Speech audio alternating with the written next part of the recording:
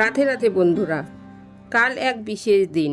হিন্দু ধর্ম অনুযায়ী একাদশীর গুরুত্ব কতটা তা আমরা সবাই জানি, কিন্তু এই বরথিনী একাদশীর মাহাত্ম্য আলাদা। শাস্ত্র অনুযায়ী এই দিনে ভগবান বিষ্ণুর আরাধনা করলে জীবনে পাপ মোচন হয়, দুঃখ কষ্ট দূর হয়, সৌভাগ্য বৃদ্ধি পায়। বরথিনী কথার অর্থ হলো রক্ষা করা। বিশ্বাস করা হয় এই একাদশী পালন করলে ভগবান নিজেই ভক্তকে সব বিপদ থেকে রক্ষা করেন। এবার কথা হলো, বরথিনী একাদশীতে কি কি করা উচিত আর কি কি করা উচিত নয়।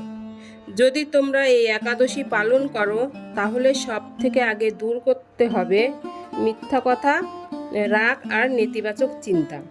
এই দিনটি শুধু উপবাস নয়, মনকেও পবিত্র রাখার দিন। ভগবান বিষ্ণুর নাম জপ করা, গীতা পাঠ করা, মহামন্ত্র জপ করা আর সন্ধ্যায় প্রদীপ জ্বালানো খুবই শুভ। একাদশীর মূল নিয়ম হলো অন্ন ও শস্য পরিহার করা।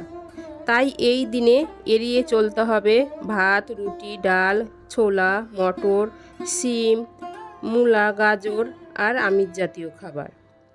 এই দিনে নির্জলা উপবাস করা খুবই ভালো, কিন্তু বন্ধুরা, আমি নির্জলা উপবাস থাকতে পারি না শারীরিক অসুস্থতার জন্য।